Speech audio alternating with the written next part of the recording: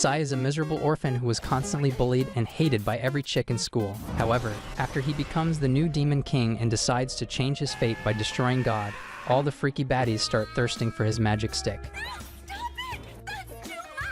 It all starts on the day Sai first stepped foot in the city. As he starts making his way into the train station, he runs into an old woman who had just spilled her luggage and decides to help. After helping her pack it up, he tries to carry it up the stairs, but she politely declines and starts struggling to get it back from him. The next moment, a baddie with a fatty attacks him and ends up apologizing minutes later because she thought he was attacking her granny. Afterwards, he arrives at the academy and makes his way over to the assessment hall where he meets Tori, a blonde hottie who introduces herself as the teacher in charge of new transfers. She then leads him to a crew of students, each waiting their turn to get future predictions from an artificial crow spirit. Sai gets hyped up to hear that his dream of becoming a high priest and doing good deeds around the world is actually possible. However, as soon as he places his hand on the glass, it starts sweating buckets and almost passes out before revealing that he will become a Demon King. Suddenly, everyone runs back in fear as they all remember that the Demon King once tried to wipe out all of humanity. Tori then walks him into class to introduce him to everyone else, and he gets excited the moment he sees Hattori, the caked-up baddie from the train station. However, as soon as Tori mentions that he is the new Demon King, all the students scramble for safety. Upon seeing this, Sai decides to make a great first impression and proceeds to give a speech about how it is wrong to discriminate against him for something he has no control over. Unfortunately, he actually starts looking like the previous Demon King, causing everyone to get even more terrified. Later, Tori says they need a new class representative, and as soon as she decides to give the position to Hattori, a broccoli-haired midget named Hiroshi gets up to nominate Sai instead. This completely catches the entire class off guard, but Sai declines and asks to join the cleaning committee instead. The next moment, everyone runs away from him again, and Tori explains that the cleaning committee is actually a violent group tasked with keeping the academy's darkest secrets at all costs. Hattori then decides to punish him for playing with her feelings, but the moment he grabs her sword, an insane amount of magic flows through his arms and blows up the entire class. Hours later, he returns to his dorm and sees Hiroshi, who then starts acting like a slave and says he would be pleased to help out with anything he needs. Sai then asks for directions to the girls' dorm so he can apologize to Hattori. Moments later, Hiroshi tells Sai to climb to her window since walking into the front door will only cause more drama. As soon as he reaches her window and knocks, she rips it open and starts scolding him with her plots exposed. When she asks why he used the special lover's knock, he tries to explain that it was Hiroshi's idea, but she decides to punish him again and starts chasing him into the woods. The next moment, he runs into another freaky hottie named Soga, who then offers to protect him and starts fighting Hattori until Sai accidentally releases another magic blast that nearly destroys the entire forest. Once again, Hattori ends up with her plots exposed, but just then, a portal appears, and another chick named Korone walks through to meet Sai. Years ago, Soga showed up at a monastery and started bawling her eyes out as she had no one left to turn to. But that Sai, who practically grew up there, cheered her up and gave her a special dove amulet before leaving to accomplish his dreams. Back in the crater he just created, Korone suddenly pulls out a special gun, and as she starts shooting Hattori up with healing beams, Sai realizes that she is a type of android called Lilidens and struggles to believe his eyes as he never expected one to look so good. As soon as she stops using the gun, Hattori gets embarrassed and runs back to the dorm, so she stops Sai from chasing after her and explains that she was sent to observe him. She then says they have to go see the headmaster first, but upon hearing this, Soga gets terrified and suddenly vanishes with nothing but her clothes left on the floor. Minutes later, Sai ends up in the headmaster's office, listening as Korone tells him and Tori about what happened. Luckily, she further explains that he was only trying to have a talk with Hattori, so the headmaster decides to let it slide since no one was severely hurt. Sai then asks why a hot android was assigned to watch him, so the headmaster explains how dangerous it would be to let the new Demon King roam around unsupervised. Tori quickly notices the frustration in his eyes and takes him outside to explain that having Koro follow him around can actually be a good thing since none of his haters will even consider attacking him.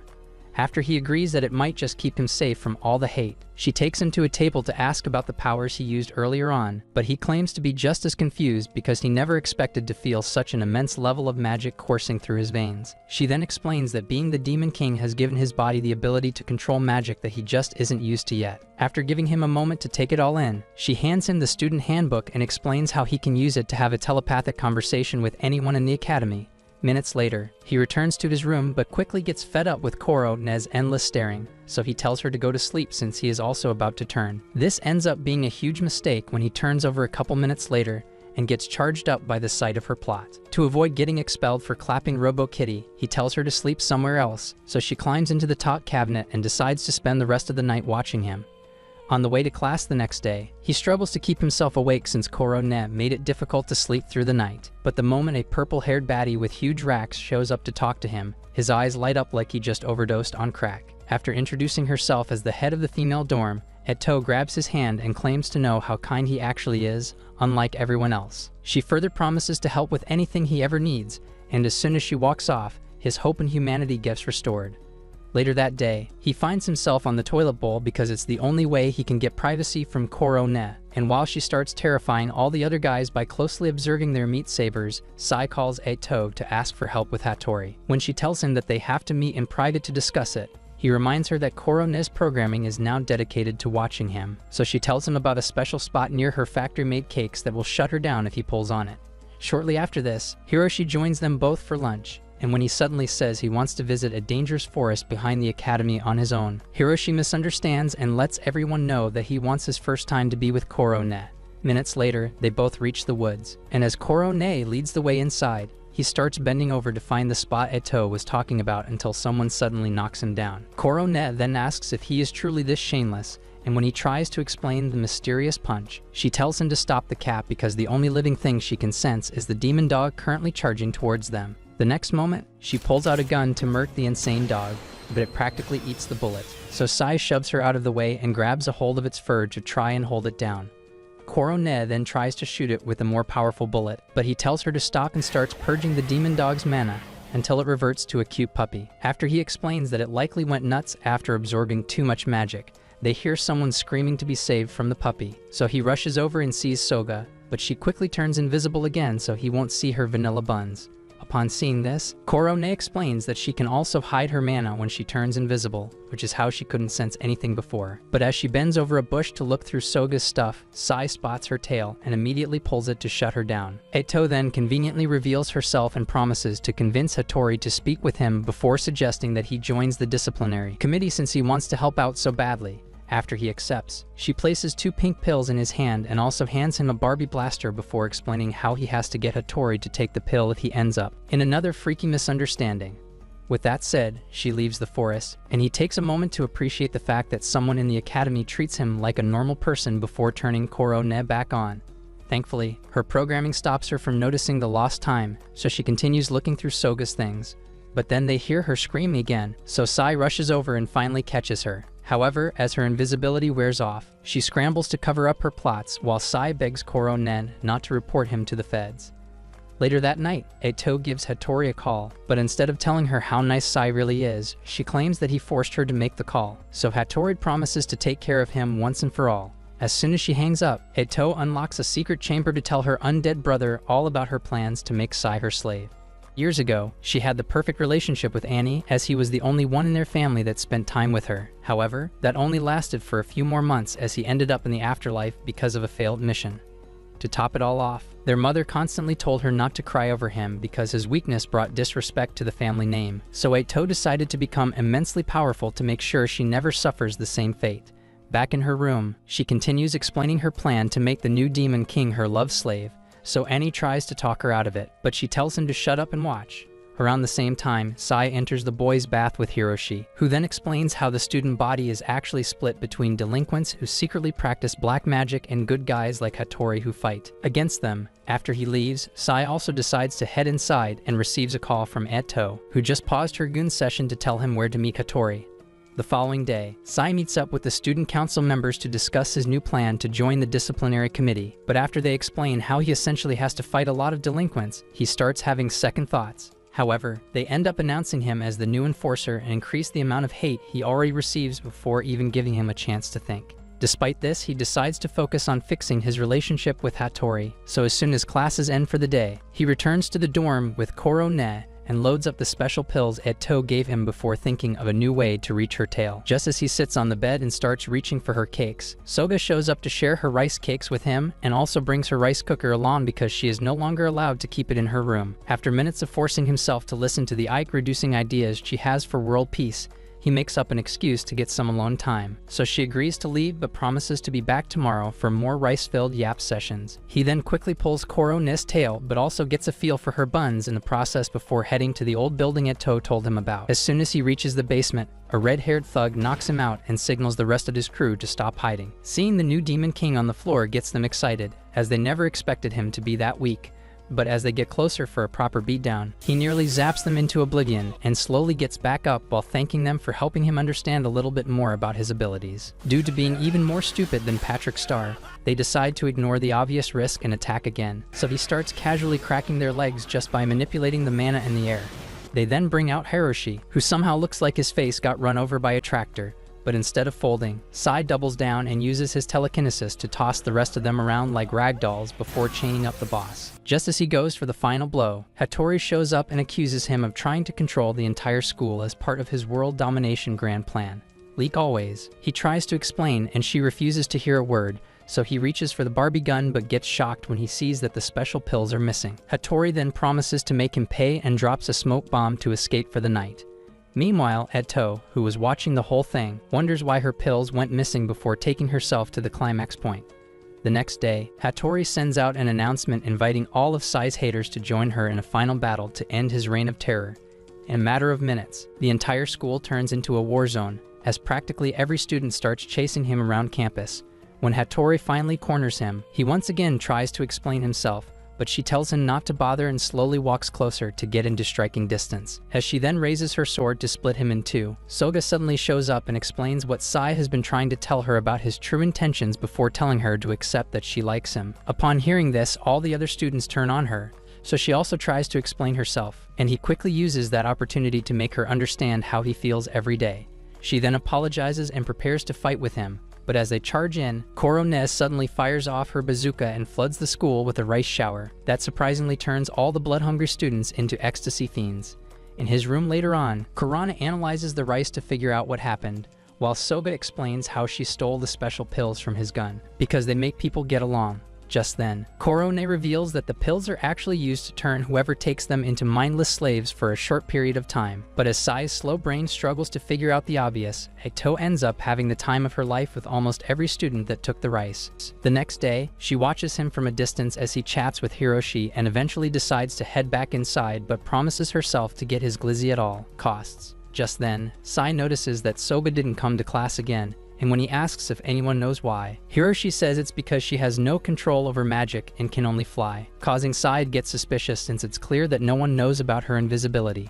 Moments later, he ends up alone as everyone else partners up to practice mana control with mana orbs, but Hattori thankfully shows up to save him from loneliness. As soon as she offers to be his partner, he grabs her hand to express his gratitude, but she quickly pulls away to stop everyone from saying that his riz made her fold. After Tori explains the goal for the day, she creates a mana orb and tells him to focus on simply throwing it back, but after she tosses it over to him, he loses control of his powers and causes another explosion that destroys the entire training ground along with her clothes. Minutes later, he finds a spot to sit and accepts that he is a lost cause destined for destruction, but then Tori suggests using the mental strength chamber to fortify his mind to the point where he can handle his new powers. Upon hearing this, Hiroshi tries to tell him that nobody has ever made it out of the 12-hour mental torture chamber with their mind intact, but Tori shatters his face with her heels for talking too much. Later that evening, Sai ends up at the chamber despite all the warnings, and after he crawls into it, Koro-ne enters as well and reminds him that she needs to observe him at all times. The next moment, she snuggles up to him and starts squeezing her plastic jugs into his arm, so he asks for some space, but she explains that it's all part of the mental training. However, after taking one look at her drumsticks, he tries to move away and suddenly gets startled by another juicy pair of melons floating around beside him. As he squeezes even harder, Soda finally reveals herself and explains that she just wanted to keep him company with some food. At the same time, Eto shows up outside the chamber with a special bullet filled with hallucination magic and decides to make him delirious with endless visions, until his mind falls apart just enough for her charms to work. Back inside the chamber, Sai tries to relax his back on the wall, but it suddenly crumbles, so he reaches in and pulls out an old map of the school with coordinates for 3 special keys. When Sobi gets excited and says it probably leads to a treasure chest, he decides to continue his training, but then her bladder suddenly gets full, so she starts squirming. He then offers to let her use his waterproof bag since he brought it just for that, but she gets embarrassed and refuses. So Korone offers to use her apple juice as an energy source by drinking it. This causes Soga to freak out, so she frantically starts banging the door and begging for help. Upon hearing this, Eto decides not to use her magic bullets as she believes that he has already lost it. So she pushes the emergency button and prepares to take him in her arms, only to get knocked down by Soga as she runs away to empty her insides. Sai then tries to ask why she is even here, but she sees the map they found and quickly grabs it before leaving. In her room minutes later, she asks Annie what it leads to since it's his handwriting on it, but he apologizes for disappointing her because he can't remember anything about it. The following day, she remains confused about it because undead folks like him can't lie even if they wanted to. Just then, a green-haired chick named Teruya shows up and warns her to be careful of her addiction to Sai. But Eto quickly realizes that she is not an actual student and asks what she wants. After claiming that she already received permission to roam around campus, Teruya walks off, and Eto immediately tries to follow her. But then she notices a lot of commotion and enters the presentation hall, where she receives the shock of a lifetime upon seeing that the map Sai found is being displayed for everyone to see. To make matters worse, she realizes that copies have been pasted all across campus, so she storms out to find Sai, who also just noticed it and gets shocked when some of the students get placed on stretchers. As they all start complaining of a monster that attacked them while they were searching for the treasure, he goes to meet Lily, the student council president, who then tells him to call for an assembly and ban everyone from using the maps. After they all learn that it was Soga putting up all the copies this entire time, Sai calls for the assembly. But as soon as he tells everyone that they can't go looking for the treasure, they accuse him of planning the entire thing as another part of his world domination plan. As they start throwing stuff at him, Teruya suddenly jumps on stage and shatters the podium before force-feeding him some kitty. She then suggests having only him go look for the treasure to prove his innocence, and after he agrees to it, she casually walks off like she didn't just get eaten in front of the entire academy. Minutes later, Lily tells Sai to merely enter the location on the map and leave without doing anything else just to keep the students from starting a riot. He then asks why he can't just stop the monster attacking them, but she insists that he should leave all the heavy lifting to them. So he heads out with Korone, but admits that he doesn't fully trust her intentions. After meeting up with Eto, who then gives him a special magic gun to help him locate the treasure for obvious selfish reasons, he heads out with Korone and Hiroshi, but Teruya also shows up to join them at the last moment. Minutes later, they arrive at the entrance of the first point on the map, so Korone takes a close look at it for clues and notices a strange name. Once inside the chamber, they see that it's littered with the tombstones of soldiers that got clapped during the First Great War, so Sai tells them to look for the strange name on the map. As they start searching, he gets upset over the lack of respect for the fallen soldiers.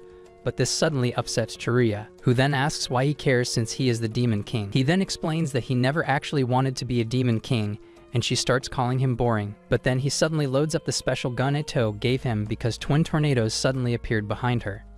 Around the same time, Hattori notices that he is not inside, so she heads over to Soga's room and wakes her up to ask for his whereabouts. As soon as she says he left with Teruya, her spidey senses start to tingle, so she runs off to find them.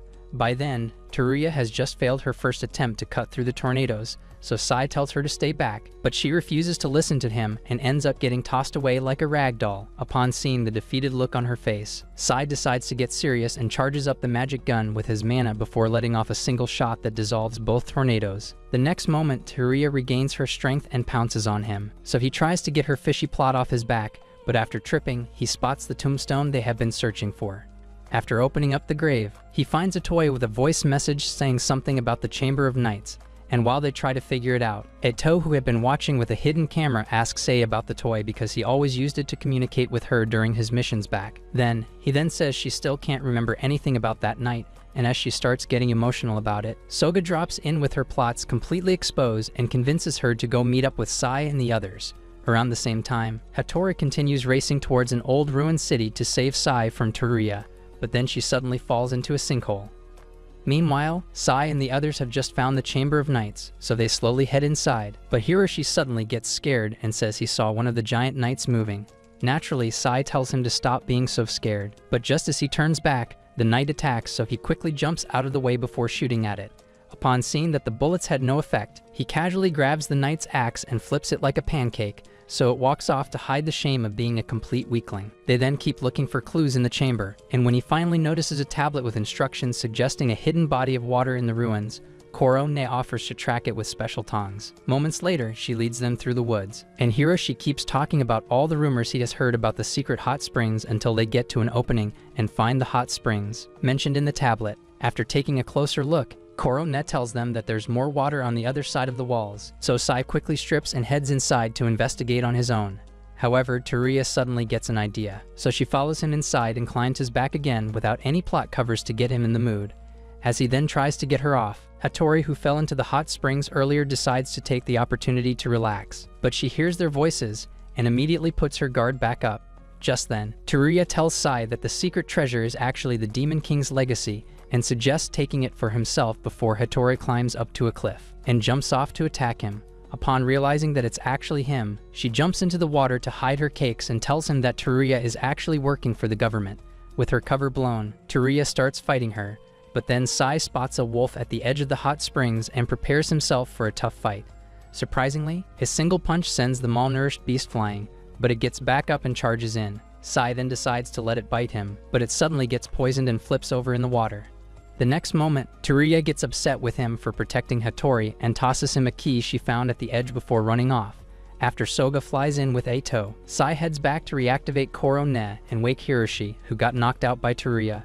Eito then looks through everything they have gathered and explains what happened to Ei, causing them all to realize that he was connected to it all. The next moment, Eito turns the key to activate a portal that teleports them to the deepest part of the ruins. But as they try to check it out, Lily shows up and reveals that she was behind every challenge they encountered. She then claims the entire thing was a game they made up and tries to reward Sai with a kiss. But Eito quickly runs past her and uses a bond to keep them back before using the last key to activate a closed-off system.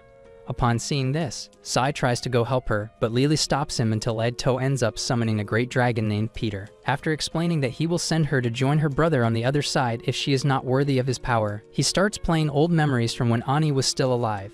During that last mission, he also learned of Peter's existence and was sent to destroy him to keep the Demon King from finding him. But after also learning that his employer wanted Peter's power for himself, he hid the voice recording and map as clues and erased his own memory of everything before getting strangled.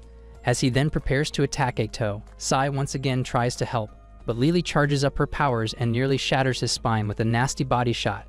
The next moment, he gets pissed and almost disintegrates her entire body before charging towards Peter and taking his first attack head-on. This causes the Great Dragon to get intrigued, so he decides to test Sai instead, and after minutes of dueling, they both collapse from exhaustion. Peter then acknowledges Sai as his new master, but says he has to accept that he is the new Demon King. After Eito excitedly jumps on him to celebrate, Lily steals a kiss before they set up a throne to kickstart the new phase of his life. Several days later, Korone gets called to an abandoned project to have a meeting with the higher-ups overseeing her observation mission on Sai. After agreeing that women are the best tool to use against him, they tell her to get him hooked on her roboplots at all costs, or face possible termination. Weeks after this, Sai ends up at the seaside school enjoying the beach like every other student, but while they all play around in the sand, Soga suddenly asks if he wants to play with her buns instead. When he says they are much too small for his taste, she gets even more excited since she still has a lot of growing left to do, and this makes him feel relieved because she is just too stupid to make him uncomfortable. The next moment, Korone squeezes her milkers into his back and asks for help applying sunscreen, but he immediately moves away and says it would be impossible since she is wearing a thick swimsuit. To help with that, she starts taking it off, so he throws a towel to cover her up and wonders why she has been acting weird recently. After her meeting that evening, Tori had informed him that he would be the only one not allowed to go to the seaside school, so he spent most of the night upset in his bed until Korone suddenly climbed in and offered to let him experience her water fountain. Without even giving him a second to think, she reached for his lightsaber, but he quickly moved back to avoid her. She then told him not to worry about the seaside school because she had accepted full responsibility for him, and when he asked why, she explained that it was important for him to learn how to get it on with chicks. After he finally told her to shut it down, she climbed into the closet to give him space, but the very next morning, she woke him up by jumping on his morning brick and crushing it with her foot until he passed out. Minutes later, he tried to ask why she had been acting like a psychotic freak, and she responded by putting on a hot apron and acting heartbroken over his refusal to love her. In response to this, he explained that he only liked having meaningful relationships with the women he found attractive, and said they had to get to class since it was already time for the first lesson. On the way to class after this, he ignored the obvious staring from all the other students until Hiroshi complimented her maid outfit and asked about it. After claiming that there was nothing wrong with accepting her new role as his slave, she proceeded to spend the rest of the week trying everything possible to clap him, so he eventually snuck away to Peter's place for some privacy. However, he experienced another wave of shock upon seeing Soga casually sleeping on him, but he claims to also be surprised that a human could be so comfortable around him. Just as he tried to explain his plan to escape Korone, she showed up to ask if her jealous girlfriend act had changed anything about the way he felt towards her. As soon as he said no, she started asking if he liked Soga instead, and this naturally made him confused, so he asked if she suddenly started caring about his feelings in that manner. While Peter became fully invested in their conversation, Korone explained that she just wanted to know what he likes so she can always please him. Back in current time on the beach, Sai realizes that he has been holding her milkers this entire time, and Hattori naturally tries to attack him, so Korone makes him grab hers as well to balance the scales. However, this almost results in him getting split in half, and after cleaning himself up, he makes her apologize to Hattori. Despite this, Hattori remains upset that she would even do something like that, and this causes Korone to realize that she is still too inexperienced, so she offers to help her get freaky with Sai whenever she wants. While Hattori continues yelling at her, Sai notices that every other student now thinks that he claps them both whenever he wants, so he tries to explain himself to protect Hattori's honor, but they misunderstand like always. Minutes later, Sai finds Hattori hiding by a boat and apologizes for destroying her reputation again before asking if she wants to swim together. She then tries to scold him for suggesting such an idea at the worst possible time, but when he says he has never had the opportunity to really hang out with anyone, she realizes that he means well and invites Soga to join them. However, when Soga suddenly pulls out a sea cucumber and starts massaging it in front of them, she freaks out but still gets soaked in its slimy jizz. The next moment she grabs Sai, so he tries to clean it off, but asks her to move back a bit so he can see. She then regains her composure and jumps back while saying she doesn't need his help, but he ignores her and starts cleaning off the cream pie while she folds from his god-level aura. Afterwards, she thanks him for the help, and when he also thanks her for spending time with him, she asks why he doesn't call her first name like he does with Soga. As he explains how he always thought she was too uptight after everything that started happening in school, he admits that she is actually really nice to be around.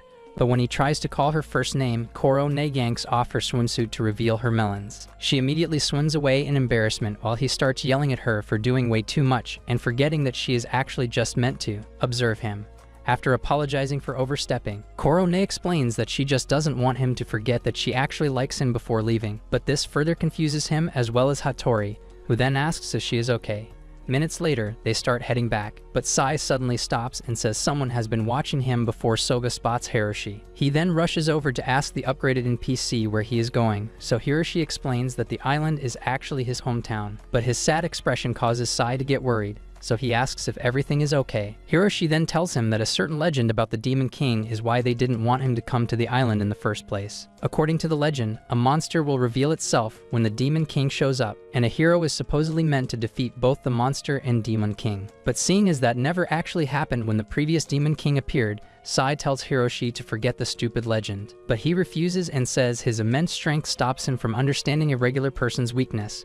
After he runs off, Sai hears the suspicious voice from before and decides to do something about his stalker. Later that night, he tries to sneak out of the dorm, but Korone sees him and offers to help with her mana detection radar. Meanwhile, Eto stops by at Peter's place to tell him about her plan to become Sai's freaky empress and oppress their enemies with a cultured punishment ritual every night. Just as he admits that she would be a great empress to him, Lily shows up to talk and informs them of the special ministry of magical intelligence that has been plotting to destroy Sai to start a war. After also talking about their plan to use Korone against him, she tells Eto not to even think of using him to fulfill her dark plans because she won't stand for anyone trying to plot against him. Before they even ask, she explains that although he is still a threat, she won't accept any illegal attempt to take him out before heading out. Eto then decides to contact Sai, but a signal problem stops her from reaching him, so she decides to try someone else. By then, Korone's mana radar has also just glitched out due to a signal error, but she hears something running in the distance and rushes into the woods to find it. Moments later, Sai ends up outside a building, and Soga suddenly shows up to tell him everything Eto explained over the phone, but he notices that she is drunk and tries to calm her down first. That plan quickly falls apart as she starts tasting his ear and straddles his glizzy to get a kiss. The next moment, Korone kicks them both and says they don't have time to discuss his lack of shame, but just as he turns toward the sound he has been hearing all day, They hear a gunshot and see Korone dropping behind them. Shortly after Sai's magic assessment at the start of the school year, Hiroshi learned that he was actually a hero, but he and Tori agreed to keep it a secret due to how surprising it was. After Soga also passes out from the excessive drinking, he rushes to help Korone, but she tells him not to worry and pulls herself back up before asking if he has feelings for Soga.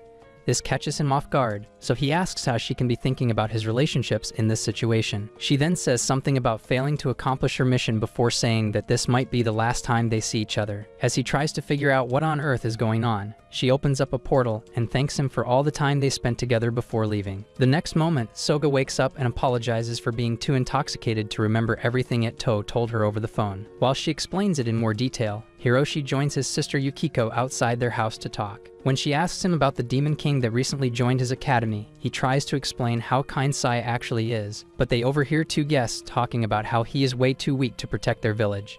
As they continue discussing how useless he is, he gets fed up and decides to return to the dorm. However, Yukiko shows up the next day to see Sai, so Hiroshi tries to distract them from her questions, but she continues asking if he is actually the Demon King. He explains that he is not the monster everyone makes him out to be. After saying that him not being the Demon King means Hiroshi is also not a real hero, she runs off, so Hiroshi and Soga chase after her. Hattori then calls Sai stupid for being too slow to realize that his refusal to accept reality is making it hard for Hiroshi to own up to who he really is. Minutes later, Hiroshi ends up in front of a lake with Soga, and after she explains how shocking it was to hear that he is a hero, he decides to give her more details of the island's legend. Turns out the lake in front of them is the one where the mythical beast is said to be sleeping, but instead of an actual beast, Hiroshi explains that a cave connecting the lake to the ocean is the real cause of the constant cries they hear from the water. After he also explains how his family created a shrine in the cave and kept a dollar store version of Excalibur that can only be pulled out by the hero, they hear a scream from the other side of the lake and think it's Yukiko.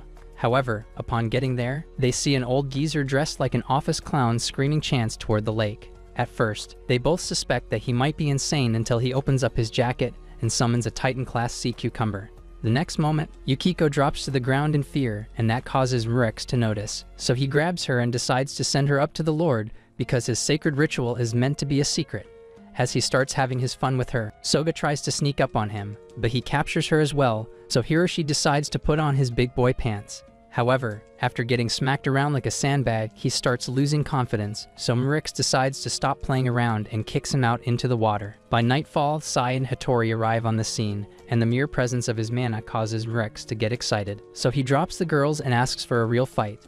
Upon seeing Soga and Yukiko's scared faces, Sai loses it and completely transforms his body into a chiseled death machine before forcing Mr. X back with several brutal combinations. He then tries to finish off the suit-lugging psycho, but Soga tells him not to go that far, so he tries the civilized approach by asking Mr. what he wants. X then reveals his plan to let the monster cucumber destroy every village on the island, and suddenly releases painful sound waves from his jacket to paralyze Sai. Although he manages to fight past it, he notices his mana quickly dropping, so X explains his anti-magic abilities before proceeding to repay all of Sai's punches by brutally attacking him, while Sai keeps taking a beating. Hiroshi decides to stop being a completely worthless hero right in the middle of drowning. He then makes his way into the secret cave and pulls out the sword his folks kept in a stone. The next moment, it transforms into a downgraded version of the Omnitrix and activates a super suit to make up for his complete lack of skill. Back on the surface, Sai finally figures out a way to counter X's anti-magic abilities, but even after going all out, the old geezer gets back up and decides to kickstart his villain arc by blowing the girls up. Thankfully, Korone returns right on time to protect them, and explains that she agreed to a deal that spared her life before telling X that he has been deemed unfit to continue working for the Ministry of Magical Intelligence. She then takes him in a matter of seconds, but by then, the sea cucumber has already started destroying Hiroshi's hometown. As they immediately start running toward it, Hiroshi flies in and completely obliterates the slimy beast with one attack. He then tries to murk X as well, but Sai stops him and says it doesn't have to reach that point. The next moment, he flies off, only to return in his regular form and act like he was saved by the hero. The next day, Korone explains how she negotiated her way to freedom again and tells Sai that she has actually been trying to teach him Riz, because he is clueless when it comes to chicks. She further reveals that the government actually wants him to get married to a decent hottie to reduce the chance of having an overpowered psycho on the loose. As he then starts to connect the dots, she suddenly asks Hattori to marry him, but this causes the inexperienced virgin to flip out, so Korone continues the Riz lessons by practicing a freaky pickup line on him. Days later, Teruya meets up with a man named Yamato to ask why the plan for Sai's death failed. After saying that what happened in the ruins didn't follow his exact plans, he tells her to focus on Hattori next, so she runs off to cook up another diabolical scheme. In a dream the following day, Sai thinks back to the day Soga first showed up at his orphanage. After spending all his savings on the hairpin he gave her, he told her to keep it safe because it could be the only way for them to recognize each other in the coming years. Just then, Soda finds him sleeping under a tree and decides to join him for a quick chat. She first asks for his birthday, but he explains that he never actually had one because none of the nuns at the monastery could figure out who dropped him at their doorstep. After saying that she also had a similar experience, she suggests choosing a random day for himself since she also did the same. As she then continues yapping, he catches a glimpse of her hairpin and asks if they really never met before. He goes on to ask where she got the hairpin from, but she claims to have no recollection of it and says he is probably just looking for a reason to make their relationship special. After asking him to celebrate her birthday whenever the day comes, she suddenly decides to fall asleep right beside him. Around the same time, Eto makes it into the deepest cave in the ruins to find magical monsters for her plan to dominate the world as Sai's empress. As she then drifts into a freaky dream where Sai manhandles her milkers, one of the monsters brings her back to reality by latching its tentacles to all her plot cannons and trying to reach every hole it can find. After struggling to fight the slimy pleasure of climaxing, she drops a bomb to stop it and climbs its shell to establish dominance. But the freaky monster continues obsessing over her plot, so she drops another bomb to finish it off. Just as she spots a floating egg in a lake of monster guts, Peter shows up to ask why she is in the ruins, so she quickly hides the egg and claims she was just keeping an eye on the monster situation for Sai. While Peter starts thinking about the fact that magical monsters became more active after Sai's awakening, Hiroshi joins him to watch a news segment about Brave, the hero everyone fell in love with overnight. When Sai asks if it's really okay for some low-budget Blue Beetle to run around dishing out his version of justice, Hiroshi jumps in to defend his secret identity and says it doesn't matter as long as the people are kept safe from monsters. After they hear Soga asking Korone for another serving of rice and wonder how she can eat so much food every single day, Hiroshi gets excited to watch a popular idol named Yuki. As Yuki markets a new rice seasoning, Soga tells them about the seasoning she prefers in her rice, but Sai finally asks why she pays more attention to food than her studies. Upon hearing this, she decides to stop eating for the day and leaves to take a nap, but Sai continues worrying and wonders how they can get her back in class. Hiroshi then reveals that she is actually pretty good with her studies and only struggles to make friends because of her low level of magic. This confuses Sai since magic level is usually predetermined at birth, so Korone further explains people with high levels of magic are considered to be close to God, while those with low magic affinity get treated like NPCs. After Sai gets upset at the unfair treatment being given to her and says he will change the world for good, Hiroshi heads out but stops by a water fountain to ponder on his next course of action. Later on, Sai finds Soga munching on rice again, so he tells her to follow him to class. As he then turns to lead her inside, she ditches her clothes and activates her invisibility. But he still sees her plot covers and chases after her, while all the other students wonder if his depravity will ever end. In the room that night, he discusses it with Korone in the hopes that she might give him a new idea on how to deal with Soga. But Korone reminds him that being friends with the most hated guy on campus is probably the main reason she avoids everyone else. During lunch the very next day, Soga shows up to talk to him about her birthday again. But this time, he tells her to stop talking to him so she can finally have regular relationships with all the other students.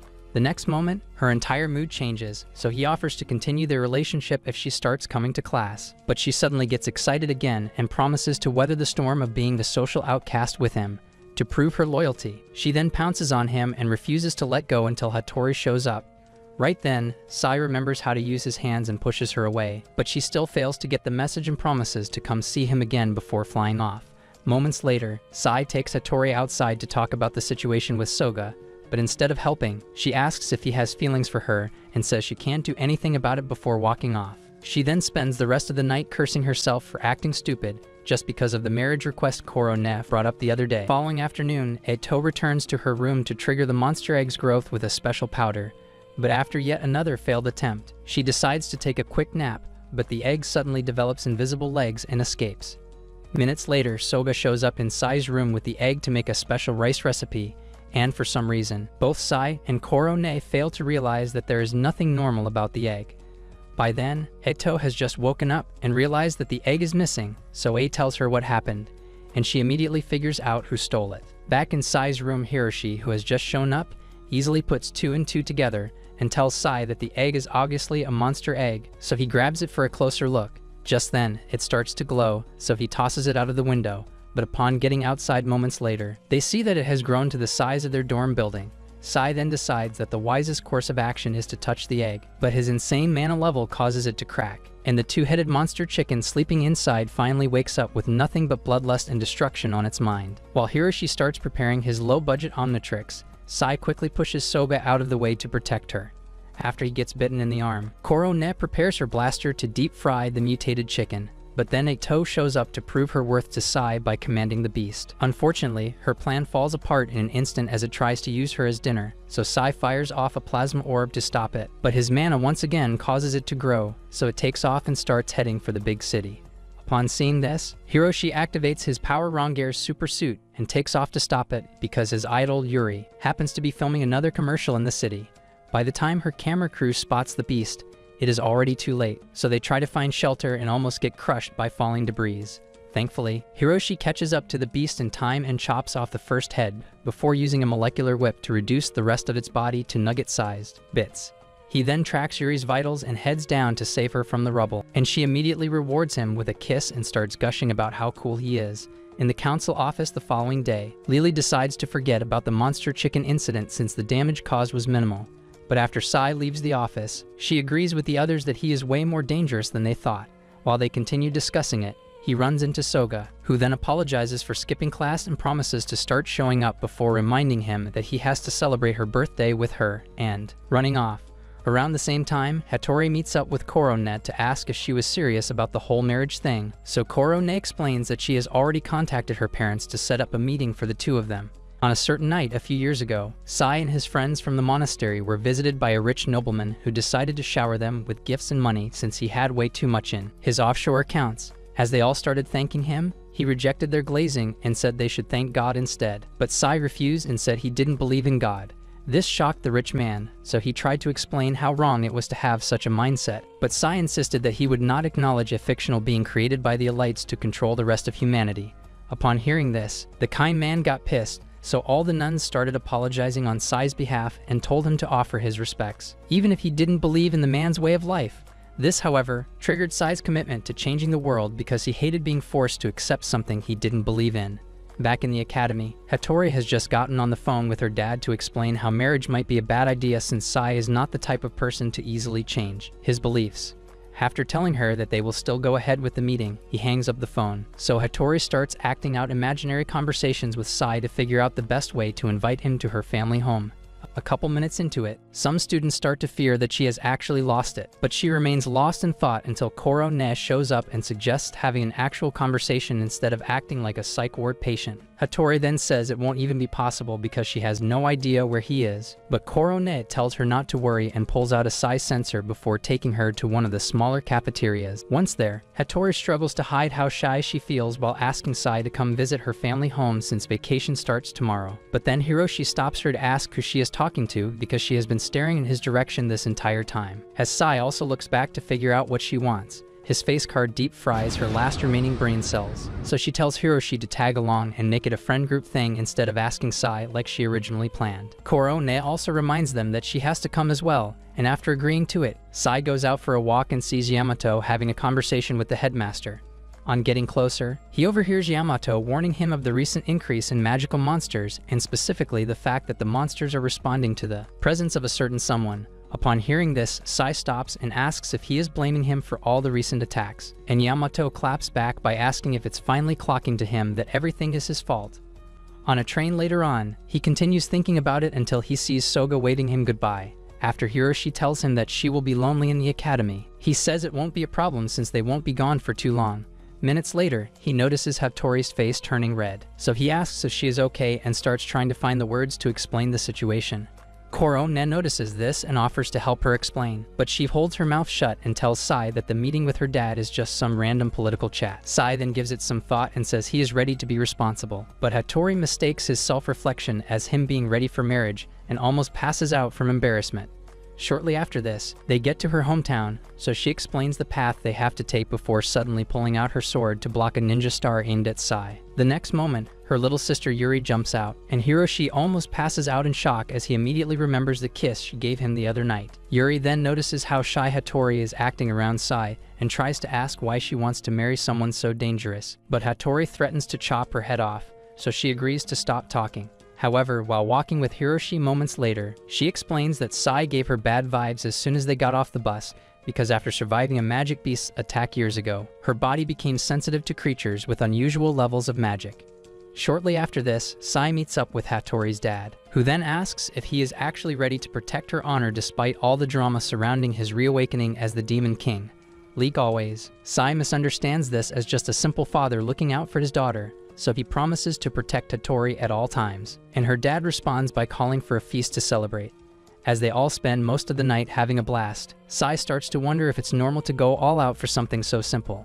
Shortly after all the fun and games, Hattori hops into the bath to get cleaned up, but the fear that he is still confused about everything creeps in, so she decides to figure out what he actually wants at all costs.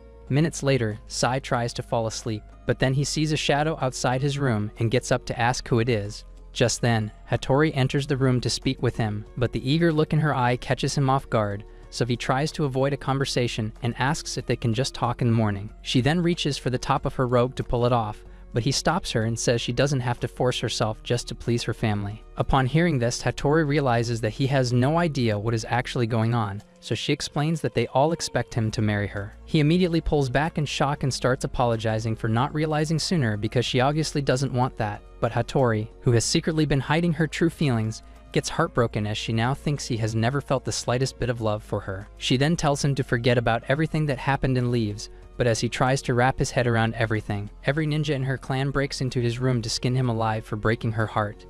Without giving it a second thought, Sai runs out of the house, so they all start chasing him into the woods until a trap net captures them all in one swoop. The next moment, Teruya reveals herself and tells Sai to come join her family instead, but he rejects the offer and says he just can't bring himself to like her. She then decides to unalive him, but first tells him that he shouldn't have left Soga all alone in the academy. Around the same time, Soga prepares to wish herself a happy birthday without realizing that she is being watched by a creepy assassin named Ai. Once he figures out her location, their leader Keizo sends another assassin named Snake to finish her off. Back in the woods, Teruya explains to Sai that her family occasionally conducts assassinations for the Ministry of Magic Intelligence whenever they find a target that poses a serious threat. As soon as she says that Soga's fate has already been sealed, Sai loses control of his abilities and almost incinerates her with the mana flowing out of his body. But then Yuri suddenly shows up, so he stops himself. Teruya then makes a run for it, but instead of chasing her, Sai stays back to apologize to Yuri for making Hattori cry. As she continues cussing him out, Koronish shows up and says her programming stops her from allowing him to return to the academy. But after holding up her blaster to make it look like she actually tried to stop him, she walks over and pulls his hand toward her tail. He then thanks her and yanks the cord before opening up a portal to the academy. By then, Snake has already started strangling Soga, but he suddenly gets chopped to bits by a samurai's blade.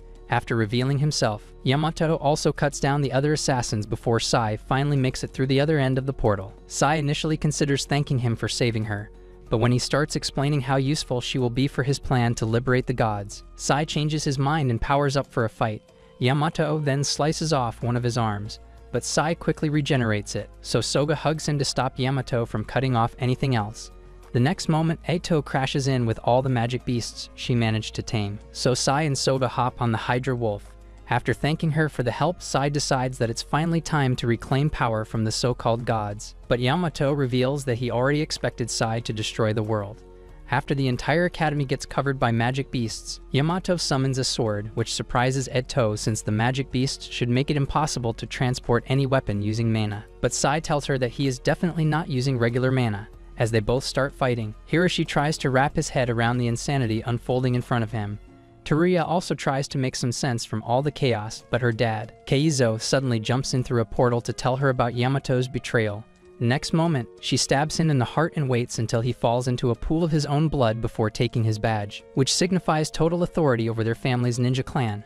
Right then, she senses someone and prepares to fight, but a four-eyed creep named Tuve reveals himself and explains that he is actually Yamato's subordinate from the Ministry of Magical Intelligence. Minutes later, Hattori joins her dad to watch the news of what is happening at the academy, and after telling her that Sai is the one behind Keizo's death, he pulls out a sacred sword passed down from the older generations in their family. When Hattori reminds him that no one has been able to pull the sword out, her grandmother shows up and hands it over to her. This further confuses Hattori, so she asks if there is a particular reason why they think she might be worthy of it, and her grandmother explains that the sword will decide if she is worthy of wielding it or not. Back at the academy, Teruya has just assembled her clan to stop Sai's army of magical beasts, but as she gets dressed for the showdown, Tuve enters to get a quick peek at her goods but claims he just wants to discuss something important with her. Meanwhile, Yamato has just landed a brutal slice on Sai's arm, and as he drops to the floor, Eito realizes that he no longer has enough mana to regenerate, so she orders the Hydra to grab him before taking off to escape Yamato. After telling Soga that they need to buy Sai some time and get him to Peter, they suddenly stop at the entrance to the ruins because the headmaster has also decided to join the fight. Eito then asks if he can actually handle Yamato, so he assures them that it's no big deal.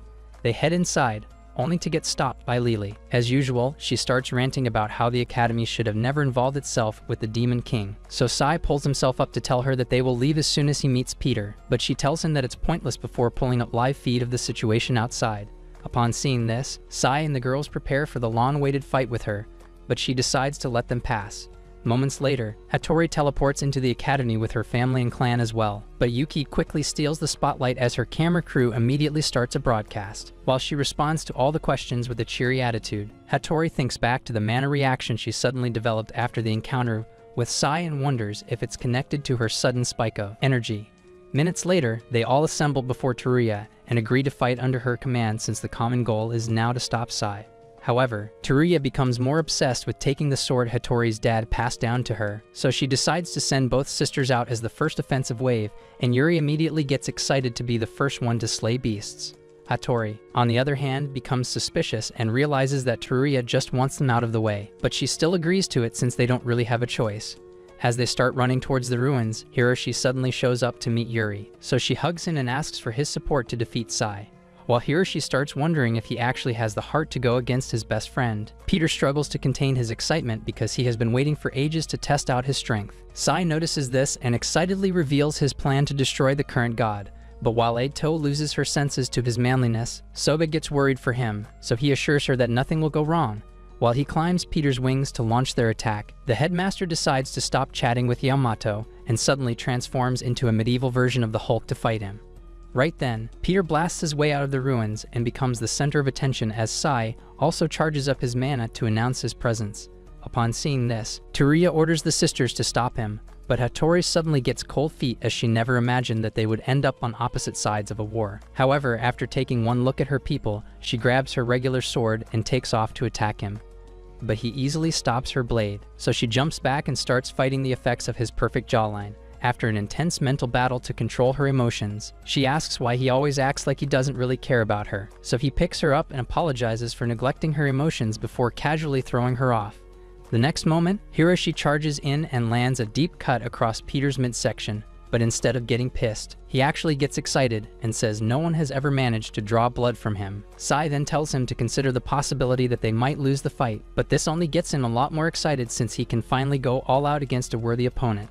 While they both prepare for the fight, Tuve tells Teruya to focus on finding the device Eto is using to control the magic beasts so they can use it instead. She then orders Hattori and Yuri to go find it, and Yuri excitedly runs toward the ruins while Hattori continues telling her to calm down. The next moment, Hattori sees a mysterious man about to attack Yuri, so she jumps in to save her before ninjas show up to fight for them. While they both start fighting off the Elastic Man, Hiroshi asks Sai why he couldn't use his power to change the people's minds if he is so fixated on good change. Sai reminds him that these are the same people that started worshipping a false god and used it as an excuse to discriminate against each other. After saying that he will stop at nothing to change the world, he charges up his mana and gives Peter enough energy to bite down on Hiroshi. The next moment, he also starts channeling his mana into a deadly blast, but Hiroshi suddenly activates a skill that neutralizes the attack and drains Peter's magic.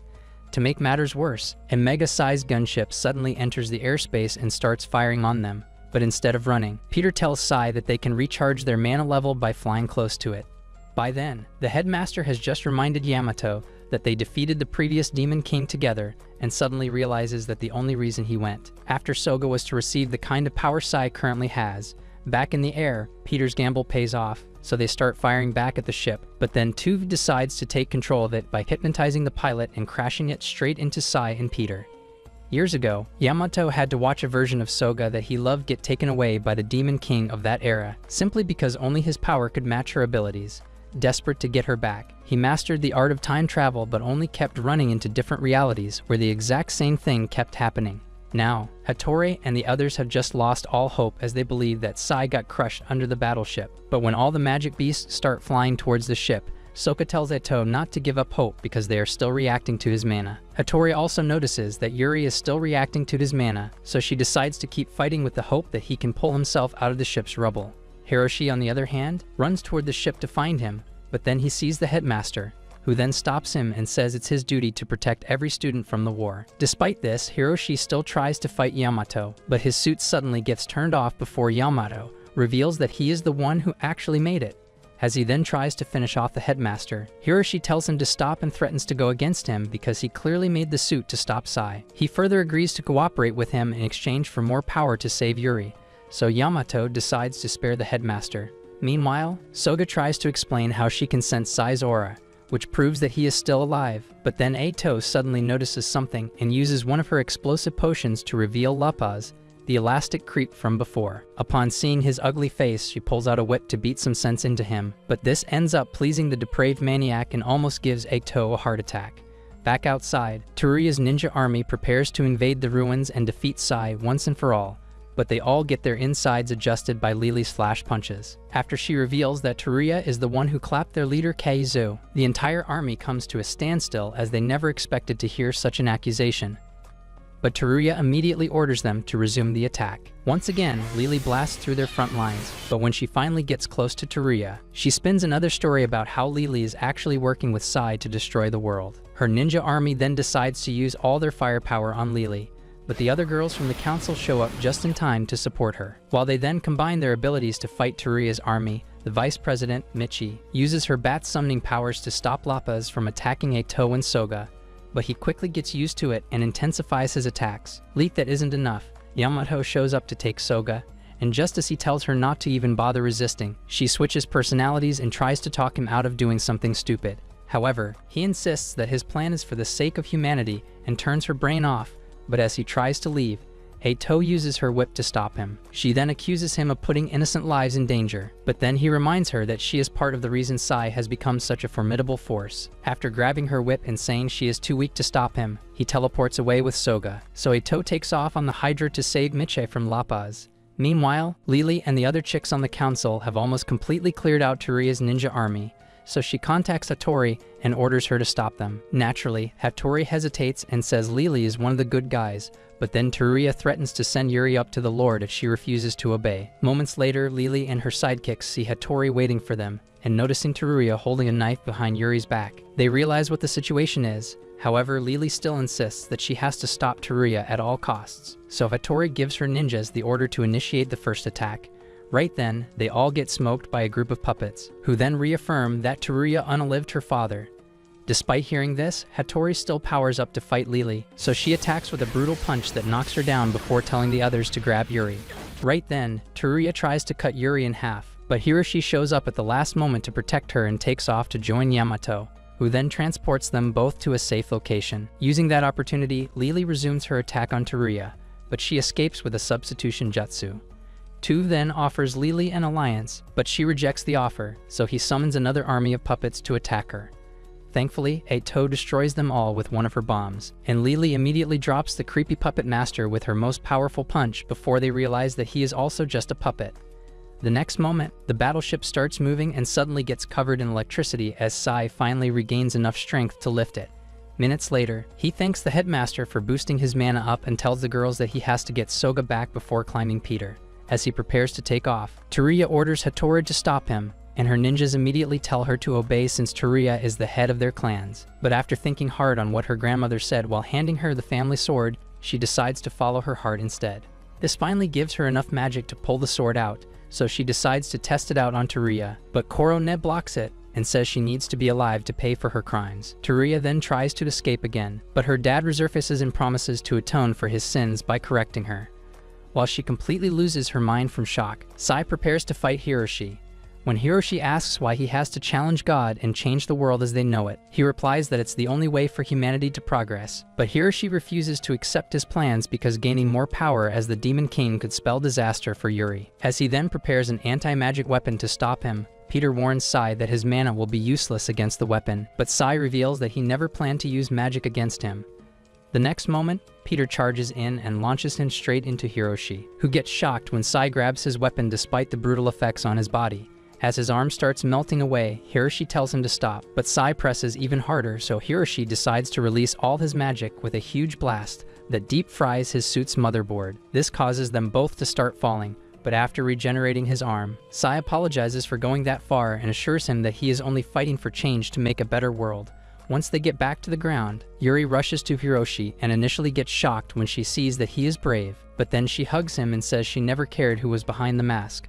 The next moment, her body reacts to Sai's mana, so he turns to leave. And when Hiroshi asks why he can't just purge the mana affecting her, Sai explains that one wrong move might leave her scarred for life. Around the same time, Yamato makes it inside the facility housing the creature called Identity. But as he gets closer with Soga still unconscious, two chicks show up to stop him, but he easily cuts them down with a single slice of his blade. After explaining how his mission to clap is basically to save all of humanity, he activates the system and walks into Identity, but then it possesses Soga to remind him that he has tried to fight destiny through countless lifetimes. When Yamato asks why he has always failed, Identity explains that it has never been his duty in the first place, and this causes him to get emotional as he recalls spending centuries trying to win a battle he was destined to lose. As he continues sobbing, Identity tries to comfort him, but then he grabs Soga and says he has nothing else to lose. She then regains consciousness and tries to fight him off until Sai finally shows up to stop him. After saying that they would have been friends in a different life, Yamato drops her and cuts his legs to keep him in place. Upon seeing this, Soga tries to help, but Sai tells her to stop right before Yamato slices him right down the middle. The next moment, Sai appears behind him and blasts him away before explaining that he was actually fighting a clone. He then fires off a gravity-amplifying skill that knocks Yamato out, but the android chicks immediately tell him to reunite with the Identity and accomplish his destiny by destroying humanity. After he refuses and says he only wanted to keep Soga safe, they initiate the self-destruct sequence to end all of humanity by releasing the Identity's powers, so Sai summons Peter and takes off to destroy the entity. Upon seeing this, Yamato warns that he might not make it back alive, but he continues heading towards the Identity, so Soga also drops her clothes to activate her abilities. Moments later, Peter blasts a hole into the Identity, but after flying into the deepest part and connecting to its mainframe, he asks Sai for cover from the endless swarm of android samurais because he has to drain out all the Identity's functions. Sai then unleashes all of his magic at once to blow them all to bits, but this causes him to lose control and create a black hole since he has never used this much magic before. After failing to connect to him, Peter tells Soga to protect him and leaves a piece of his tooth so she can always remember him. She then flies to Sai and hugs him with a promise to always support him before entering a trance where she meets the version of herself that first connected with the Identity. She then tells Soga that Sai's life would be so much better without the pressure of being the Demon King weighing on him, so they both decide to fix it and combine their powers before Peter releases every ounce of magic he has left to destroy the Identity. Shortly after the explosion, Hattori flies over the site with a chopper until she spots Soga and Sai. She then rushes over with the others to check on them, but Yuri suddenly grabs Sai and asks him to take good care of Hattori since they are going to get married. This surprises them since she is clearly not reacting to his mana, so Hiroshi asks if she no longer cares about him being the Demon King. After she says the Demon King died in the explosion, Sai realizes that his memory has been altered, so he tries to ask Soga about it, but she takes off to avoid the question. Days later, life slowly returns to normal in the academy, but while everyone else settles into the new peaceful era, Eto gets pissed because Sai is no longer going to manhandle her buns as the Demon King. Will Sai actually get married to Hattori or start a harem to fulfill Eto's dreams? Comment Freaky Demon King to find out, and don't forget to turn on post notifications after subscribing to make sure you never miss any of our recaps.